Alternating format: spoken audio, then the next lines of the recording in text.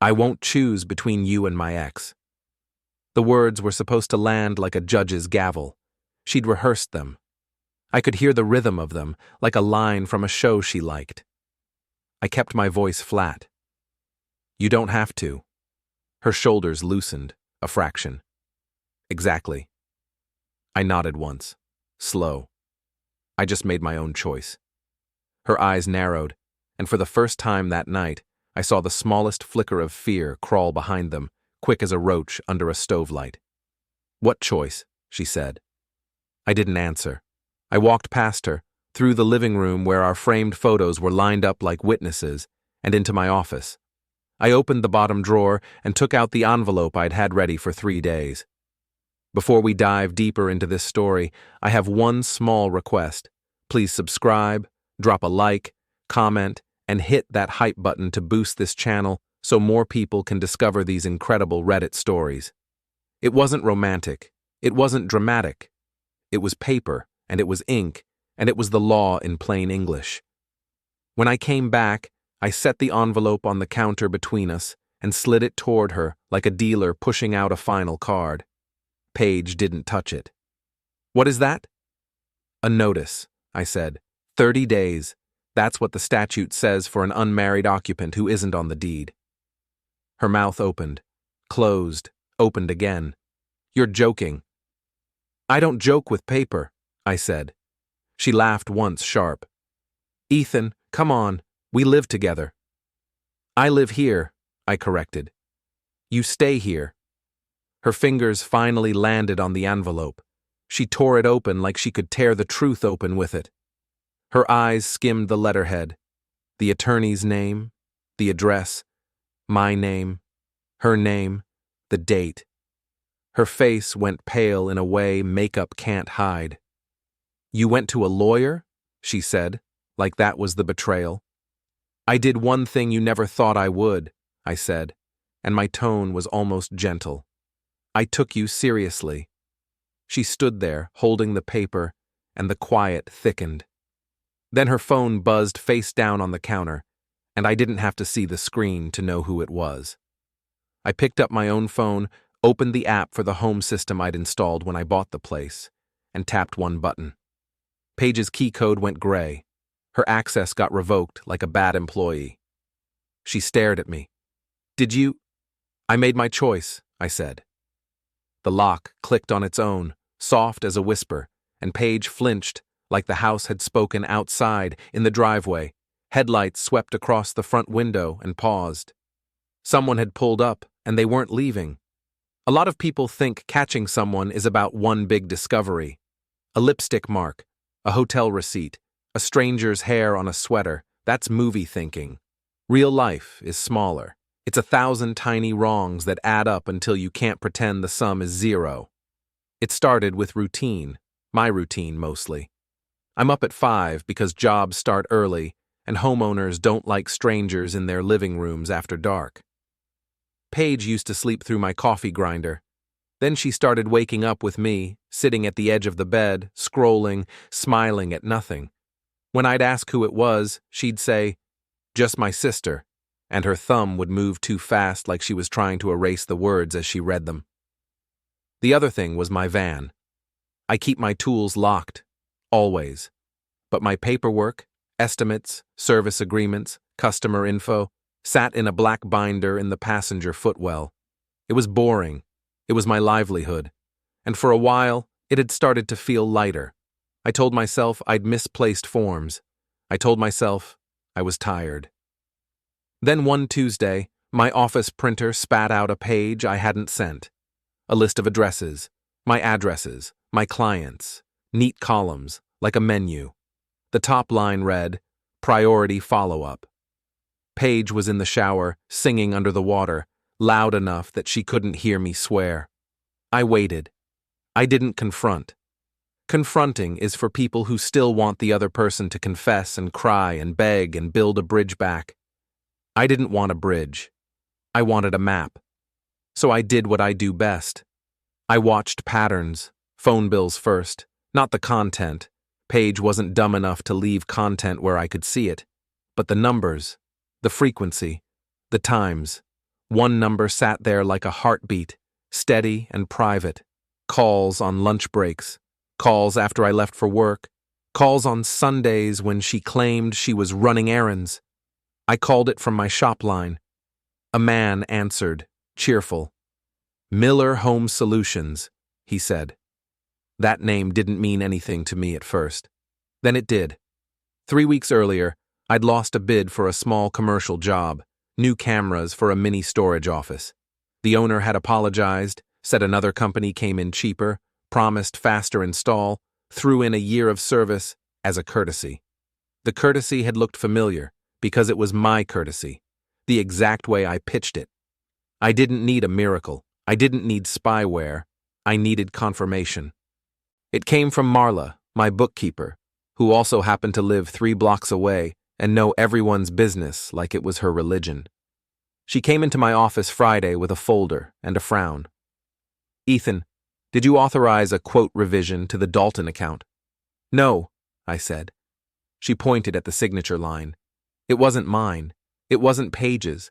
It was a scribble that tried to look like mine, like someone practicing a lie. I stared at it, and I felt something cold settle behind my ribs. Also, Marla said, lowering her voice like the walls had ears. This is awkward, but I saw Paige at Riverview Coffee last night. I kept my face still. Okay. She wasn't alone, Marla said. There it was. No music, no lightning, just a sentence that landed with the weight of a brick. Who? I asked. Marla hesitated. A guy, dark jacket, flashy watch. He hugged her like he'd already done it 100 times. I didn't ask for more. Marla would have given me the guy's shoe size and medical history if she could, but I didn't need it. I already had a name. Grant Miller, Paige's ex. The man she claimed was ancient history. The man who, apparently, had been getting a steady feed of my clients while I slept 6 feet from her. That's when I understood it wasn't just about desire. It was strategy. Paige didn't just want out. She wanted to leave with a trophy in her hand and my fingerprints on it, so she could say, I dropped it. That night, after she fell asleep with her phone under her pillow like a child clutching candy, I sat at my desk and pulled up the camera logs from the system I'd installed in my own home. I'd set it to respect privacy, no cameras in bedrooms, no microphones in the house. I wasn't a creep, but the front door, the driveway, the garage, those were mine. And the footage from tonight showed a car rolling in slow, headlights off until the last second, like a man trying not to be seen by someone who had every reason to be watching. He stopped at the curb. He didn't get out. He just sat there, engine idling, waiting, like he owned a piece of her already. I zoomed in until the plate numbers filled my screen, and I smiled, because plates can't lie. Saturday morning, I drove to Riverview Coffee like it was just another errand. That's the trick. If you act like you belong somewhere, most people will agree with you. They'll smile. They'll hold the door. They'll let you walk straight into the middle of their lie. The place smelled like burnt sugar and entitlement. Couples on laptops, kids with foam mustaches, a bulletin board full of community yoga and pet adoption day. The town's idea of danger was an oat milk shortage. Grant Miller sat at a corner table with his back half turned, like he wanted the room to see him but not touch him. Dark jacket, flashy watch. Marla had nailed it. Paige was across from him, laughing too hard, leaning forward like she'd forgotten the posture she used at home, the one that said she was tolerating me. I didn't walk up fast. I didn't storm. I didn't speak. I ordered a coffee. Black. No room for sugar, no room for excuses. Then I carried it to their table and stopped beside them, like I was checking a menu behind their heads. Paige looked up first. Her face did a funny thing, split right down the middle. One half surprise, one half fury, like I'd caught her stealing and she was mad I'd looked. Grant glanced at me, slow. His eyes were pale and bored. Ethan, Paige said, voice tight. What are you doing here? I needed caffeine, I said. Grant smirked. Small town, he said. You run into people. Yeah, I said. Sometimes you run into the wrong people. Paige's knee bumped the table. Can you not? She hissed. Grant leaned back, stretching like he was in his own living room. Look, man, he said. I'm not interested in drama. That was funny. A guy standing in the middle of someone else's relationship saying he wasn't interested in drama. Like a burglar complaining about the noise of a car alarm. I set my cup down, carefully. You run Miller Home Solutions, I said. His smile twitched. That right? You bid against me on the Dalton job, I said. Paige's eyes widened. She knew. Of course she knew.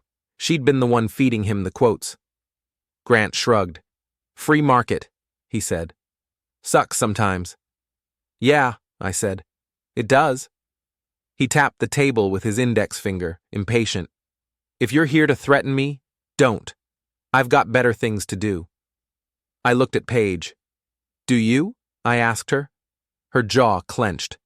Ethan, we talked about this. No, I said. You talked at me. That's different. Grant's tone hardened. You're making a scene. I kept my voice low. I'm not, I said. I'm just introducing myself, properly. He leaned forward. I know who you are. That's the problem, I said. You shouldn't. Paige stood up so fast her chair scraped. Heads turned, phones lifted, pretending not to. Stop, she said. Both of you. Ethan, go home. I nodded like I'd been waiting for permission. I picked up my cup. Before I left, I set one more thing on the table. A printed photo, face down. Grant's eyebrows lifted. What's that? Flip it, I said. He did. It was his car in my driveway from the night before, plate visible, a perfect still from my camera system, time-stamped. Grant's smile gone. Paige's face drained of color so fast I wondered if she'd faint right there between the barista and the baked goods. Grant looked up at me, and the boredom was gone. Now there was something else. Calculation. You been watching her? He said. I've been watching my property, I said. Big difference. Paige grabbed the photo. Ethan, you can't. I can, I said. It's my house, my cameras, my logs. Grant stood. He wasn't huge, but he had that gym-built confidence that says he's used to people backing up when he takes up space. He stepped close enough that I could smell his cologne, expensive and loud. What do you want? He asked. I sipped my coffee. I want you to understand something, I said. You don't get to park in front of my home and hide in the dark like a raccoon. Not anymore. His eyes narrowed. Or what? I smiled, small. Or you keep learning how expensive my job can get, I said. I walked out before Paige could say another word, before Grant could choose between a punch and a grin. Outside, the winter air felt clean. My phone vibrated, a text from an unknown number. You're making a mistake. I didn't text back. I just drove straight to the police station and asked for a civil standby form. The thing about living with someone is you learn their shortcuts. You learn how they twist a knob without turning the light on. You learn how they find the creaky floorboard in the dark. You learn the angle they hold their key so it slips in smooth, like the door likes them. Then one day, you change the lock, and all those habits turn into useless little dances. I didn't lock Paige out in some dramatic, illegal midnight stunt. I did it the right way, the boring way. Monday morning, I met a uniformed officer in my driveway. He was polite, tired, and clearly wishing he was anywhere else. Civil standby, he said, checking his clipboard. You're the property owner? Yes, I said, and handed him a copy of the deed. He glanced, nodded. She's not on it? No, I said. He shifted his weight. She's allowed to collect personal items today. You can't interfere. If it gets heated, we separate you. Understood, I said. The officer looked at my front porch cameras and whistled low. You do this for work? Yeah, I said. I sell peace of mind. He gave me a look like he'd heard that line before. Just don't turn it into a show. I didn't. Paige showed up 10 minutes late, in a coat that looked too nice for this driveway and sunglasses that didn't hide the bruised look under her eyes. Grant wasn't with her. That was smart. But his car trailed behind hers, slow, like a shark at the edge of a shallow pool. The officer noticed it too. "Friend of hers?" he asked. "Ex," I said. He sighed. "Of course." Paige walked up the path like she owned it, then hesitated at the door when her key wouldn't work. Her hand jerked, small, like the lock had insulted her. She turned to me. "You change the locks," she said, loud enough for the officer to hear. "I updated access," I said. "This is insane," she snapped. "I have rights." "Not to my door code," I said. The officer stepped in, calm voice. "Ma'am, you can go inside with me present. You can get your personal items. No property damage. No taking things that aren't yours." Paige's lips pressed together. She looked at me like she wanted to scratch my eyes out, but she also knew the uniform meant she had to behave. I opened the door and stood aside. It felt strange, letting someone escort my own life back out of my house. Inside, Paige moved fast. Too fast. Like she thought if she gathered enough objects, she could prove she'd mattered. She went for the bedroom first. Clothes stuffed into bags, shoes, jewelry, makeup. The random little things she'd scattered around like breadcrumbs. Then she headed for my office. I didn't follow. The officer did. I listened from the hallway, hands in my pockets, while Paige's voice rose. "This is mine," she said. The officer's voice stayed even. "What is it?" "My laptop," Paige said. "That laptop belongs to Ethan," the officer said. "The serial number matches the purchase receipt." Silence. Then Paige laughed, thin. "He's lying." "He isn't," I called without moving. "I keep receipts." The officer stepped out, carrying my laptop like a piece of evidence. Paige trailed behind him, cheeks flushed. "You think you're so smart," she hissed at me, low enough the officer couldn't hear. "I think you thought I was stupid," I said. She took off her sunglasses. Her eyes were wet, but the tears didn't soften her. They made her look meaner. "I didn't cheat," she said, like the word itself was a weapon. "You don't have to call it that," I said. "Call it whatever helps you sleep." She leaned close. "Grant cares about me," she whispered. I nodded once. "Then you should go stay with him." Her eyes narrowed. "You're not just throwing me out. You're trying to ruin me." That was the first honest thing she'd said in months. "I'm trying to protect myself," I said. She scoffed. "From what? From love?" "From you," I thought, but I didn't say it. Instead, I reached into my pocket and handed the officer a copy of the notice and the lawyer's card, just in case Paige tried to spin a story later. The officer looked at Paige. "Ma'am, you've got your personal items. That's it for today." Paige hauled her bags to the porch. Halfway down the steps, she turned back. "You can't keep doing this," she said. I leaned against the doorframe. "Watch me," I said. In the driveway, Grant's window rolled down.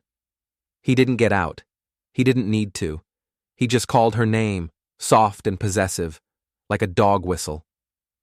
Paige walked toward him with her bags, then paused and looked at me one last time. Her mouth curled, almost a smile. "You're going to regret this," she said. I stared at her until she looked away.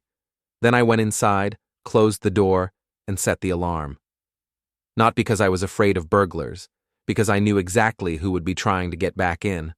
The first week after Paige left, my house felt bigger and meaner. Every room had a memory stuck in it, like gum under a table. Her hair tie on the bathroom sink, her coffee mug in the cabinet, a single earring in the couch cushion like a tiny, glittering insult. I boxed it all up and put it in the garage. Not to be kind, to be clean. While I cleaned, I worked. The revenge people imagine is loud. Public shaming, screaming matches, social media rants. That's for amateurs and attention addicts. I had a business. I had clients who trusted me with their homes. I had a reputation that paid my mortgage. so I did everything through channels that leave paper trails. First, I met with my attorney, a woman named Darlene Pritchard, who had the calm eyes of someone who's seen every kind of mess and didn't judge anybody for bleeding. She read the phone records, the printed bids, the forged signature, the photo of Grant's car at my curb. Darlene tapped her pen against the folder. "You're not married," she said. "That helps. But I want you to understand something. Revenge can turn into liability fast." "I'm not trying to get arrested," I said. She held my gaze. "Good," she said, "because we're not doing anything cute. We're doing truth. We're doing contracts. We're doing proof." I nodded. "I can do proof." She smiled a little. "I can tell." We filed 2 things that day: a demand letter to Grant's company for unfair competition and misappropriation, and a notice to preserve evidence, meaning if he deleted anything, it would look worse than keeping it. Then we filed a civil complaint. Not to ruin his life, to stop him from using what he stole from me. The next part was quieter. Darlene told me not to contact Paige's employer directly. Too easy to paint as harassment. Instead, we asked for a meeting with the clinic's compliance officer through official channels. Paige worked in administration there. Scheduling, vendor approvals, purchasing. She wasn't saving lives, but she had access to contracts. Access is a kind of power, and Paige loved power. The meeting took place in a beige conference room that smelled like hand sanitizer and tiredness. Darlene did most of the talking. I sat beside her, the silent exhibit. "We've documented evidence," Darlene said, sliding a packet across the table, "that Ms. Carter has been funneling proprietary bids and customer information to a competitor, Mr. Grant Miller." The compliance officer, a thin man with rimless glasses, flipped through pages without changing his expression. His eyes paused at the forged signature. He looked up. "This is serious," he said. "It's factual," Darlene said, "and we're not here to accuse. We're here to notify because your organization may have exposure if vendor data was mishandled." That was the key. Not revenge, risk. Institutions don't care about heartbreak. They care about liability. When we walked out, Darlene's hand brushed my arm. "You did good," she said. "You kept it clean." That night, Paige called. I didn't pick up. She left a voicemail anyway, her voice sugary. "Ethan, I think we need to talk like adults. You're taking this too far." Adults. That was funny. Adults don't forge signatures. Grant called next, from a blocked number. I answered that one. "Listen," he said, trying for casual but missing. "This is business. Don't make it personal." I leaned back in my chair.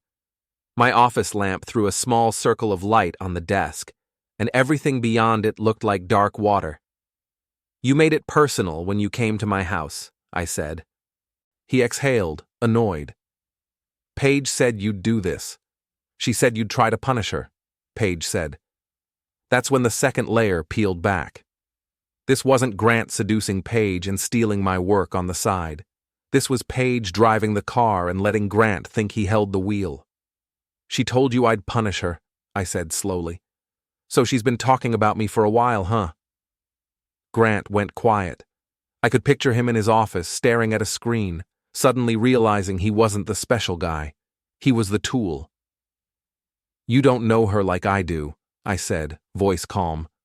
"And I barely know her anymore." He cursed under his breath. "What do you want?" "I want my client list out of your system," I said. "And I want you to stop bidding my jobs with my numbers." "You can't prove that," he snapped, desperation leaking through. I smiled. "That's what court is for," I said. He hung up. 2 days later, Paige showed up at my shop. No warning, no apology, just her, in a tight coat, eyes blazing, moving like she'd marched in to reclaim property. My guys were in the bay, unloading boxes of sensors. They went quiet when they saw her. Paige had a way of making rooms hold still. She walked straight to my office door and pushed it open without knocking. "We're not doing this," she said. I didn't stand. I didn't offer a chair. "We are," I said. Her hands trembled, just a little, which made her angrier. "You're suing him," she said. "You're dragging my name through my job." "I notified them of a risk," I said. "They're free to do what they want." "You're humiliating me," she hissed. "No," I said. "I'm describing you." Her breath caught. She looked around my office, the monitors, the binders, the camera feeds from job sites, like she was seeing the real me for the first time. "I loved you," she said, and the line came out like an accusation. I stared at her for a long moment. Then I said the truth. "You loved what I built," I said. "You never loved how I built it." Her eyes went glossy, but there was no softness, just fury and panic, and that terrible, childish belief that if she pushed hard enough, reality would move. She leaned forward.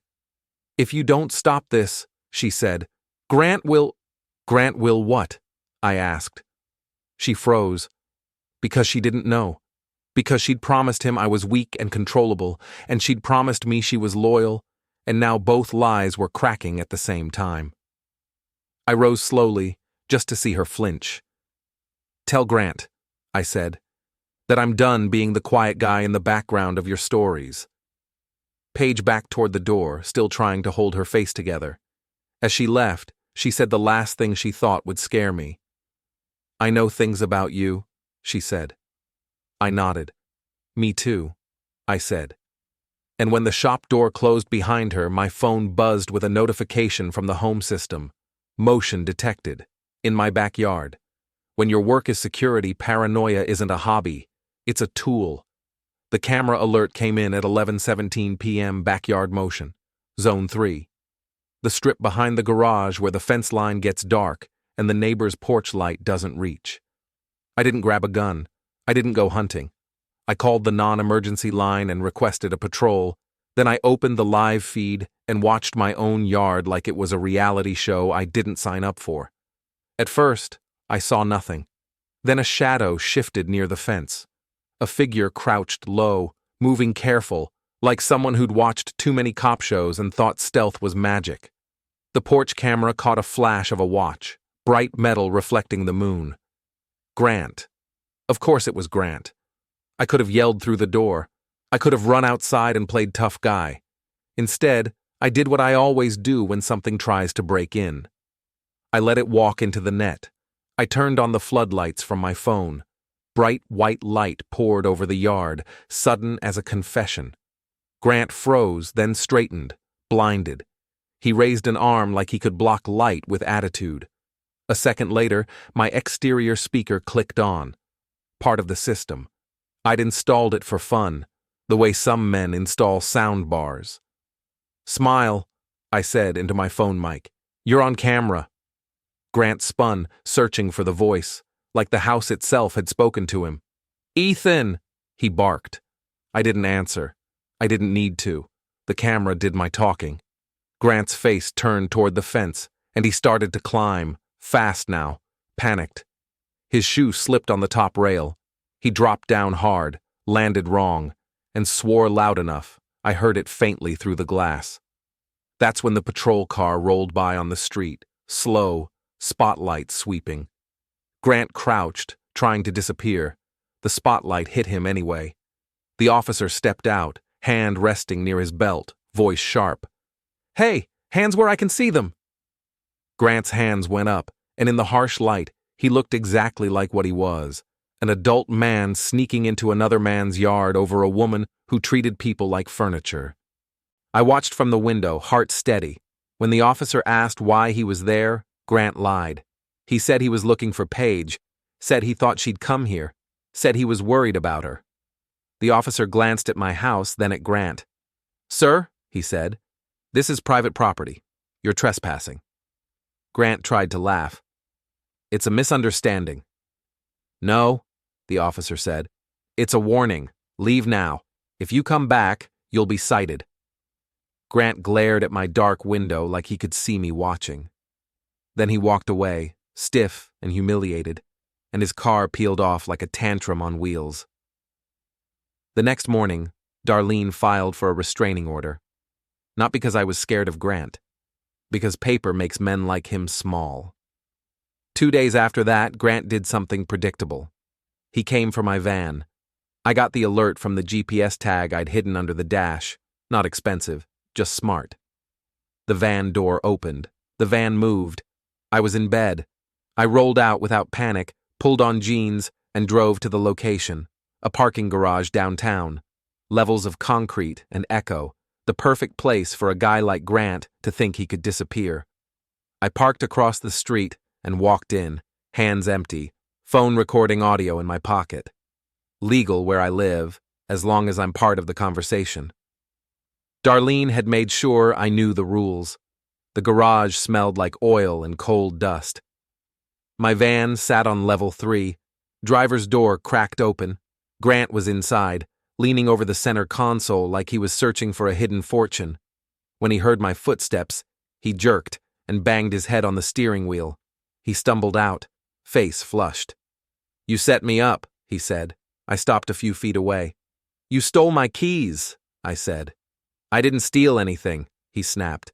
"Then why are you in my van?" I asked. "With a screwdriver in your hand?"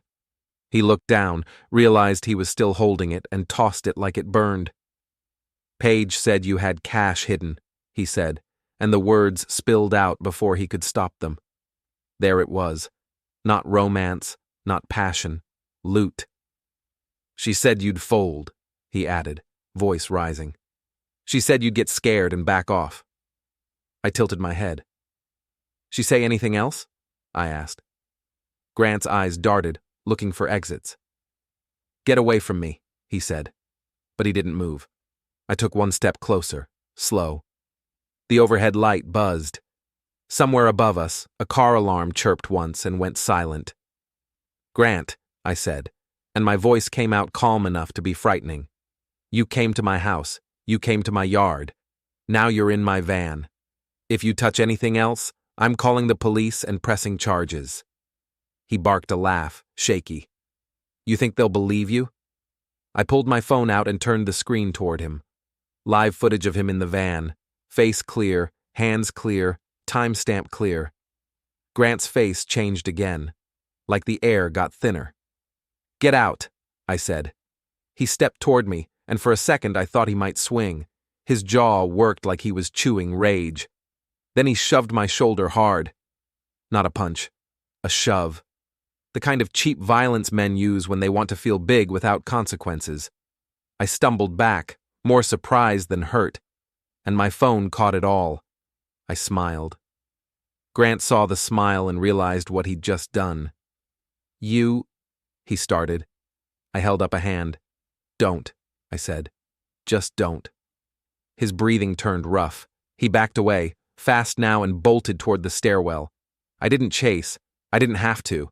I called 911 and told them exactly where he was and what he'd done, and I stayed right there beside my van until the flashing lights painted the concrete red and blue. People always want a villain with one motive: love, money, pride. The truth is uglier. The truth is motives stack like dirty dishes until the sink overflows. Grant got arrested, but not hauled off to some dramatic fate. He spent a night in holding for trespassing and assault, posted bail, and walked out with a fresh court date and a new understanding of how quickly fun turns into paperwork. The restraining order hearing came a week later. Paige showed up to that too. Not because she had to, because she couldn't stand not being in the room where a story was being written. She sat behind Grant, one row back, hair perfect, face calm, playing innocent by posture. When the judge asked why Grant kept ending up near my house and my van, Grant tried to talk his way out of it. He blamed me. He blamed misunderstandings. He blamed stress. Then the judge watched the footage. My yard, bright as daylight under the floodlights. Grant's watch flashing. Grant's hands on my fence. Grant's panic. Then the garage video. Grant in my van. Grant shoving me. Grant running. The judge didn't yell. Judges don't have to. She just issued the order and told Grant, in a voice like cold water, that if he came near me or my property again, he'd be in violation. Grant's face went gray. Paige's smile stayed, but her eyes tightened. She was doing math. After court, Paige caught me in the hallway. "Ethan," she said, as if we were old friends. I didn't stop walking. "Don't," I said. She followed anyway, heels clicking, the sound sharp in the sterile hall. "You're really going to do this," she said, "all over a misunderstanding?" I looked at her then. Really looked. The neat lipstick, the calm face, the way her hands didn't shake. Paige wasn't heartbroken. Paige was irritated, like a plan had taken longer than expected. "You told him I had cash hidden," I said. Her eyes flicked, fast. "What?" "Grant said it," I said. "He said you told him." Paige laughed, and it sounded like glass. "Grant lies," she said. "He's desperate."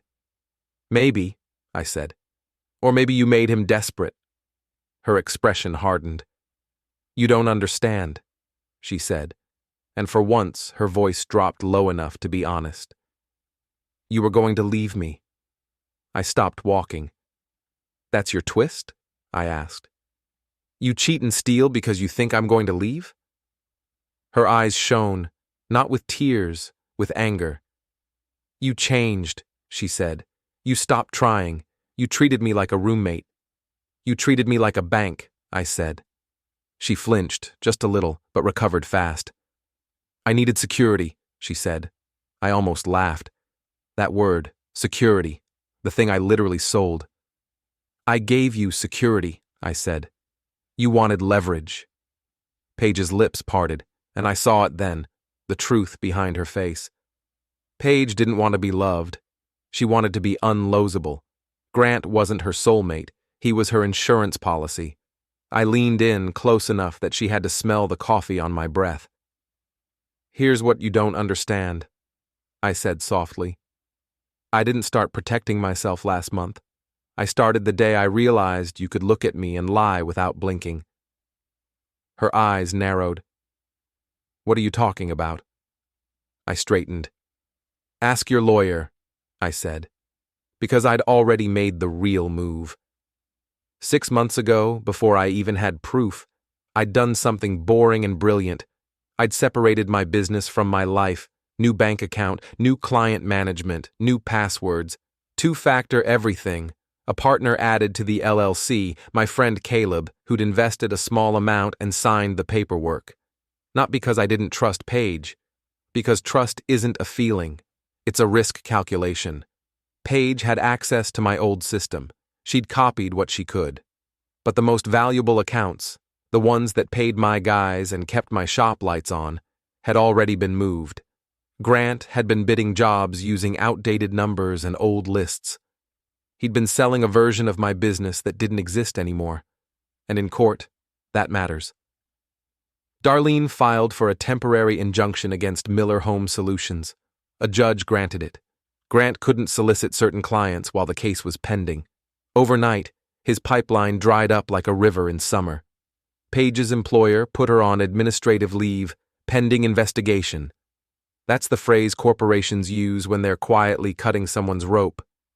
Paige tried to call me again, over and over, voicemails, texts, emails that went from sweet to angry to pleading and back to sweet like she was spinning a slot machine, hoping one tone would pay out.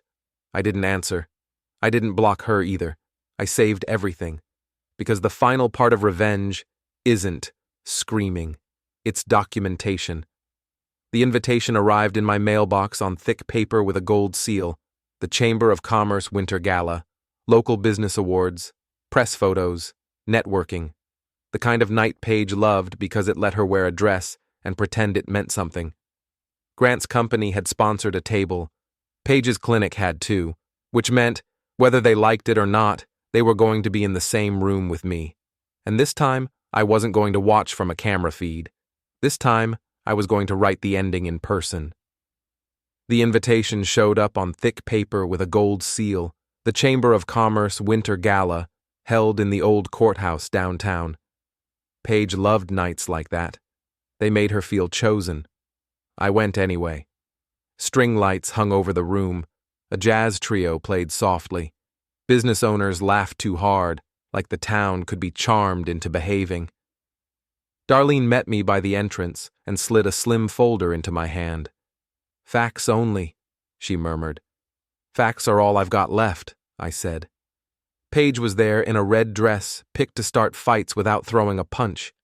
When she saw me, her smile tightened, like a knot pulled too hard. "Ethan," she said, "you came." "It's a business event," I said. "I do business." Grant Miller arrived a minute later, eyes darting. The restraining order kept him from getting close, but it didn't keep him from staring. The chamber president stepped up to the podium and started handing out plaques. "And now," he said, "the Community Safety Partnership recognition goes to Ethan Hale Security." I walked to the stage while the room clapped, because clapping is what people do when they're not sure what else is safe. The president pressed a glass plaque into my hand. "Say a few words." I looked out over the tables. Paige's eyes were locked on me. Grant's jaw worked like he was chewing rage. "Thank you," I said into the microphone. "I'll keep it short." "I sell locks and cameras," I said. "But security isn't hardware. It's trust. And trust is the first thing people steal when they think you're too polite to notice." The room quieted. "I recently learned someone was using my bids and customer information to undercut jobs around town," I said. "I'm not here to accuse anyone without proof. That's what court is for." Darlene's assistant connected a cable to the projector. The sponsor logo vanished. A still image filled the screen. Grant's car at my curb, timestamp, plate. A sharp breath went through the room. The next image appeared. Grant in my work van, leaning over the console, screwdriver in his hand. Now faces turned.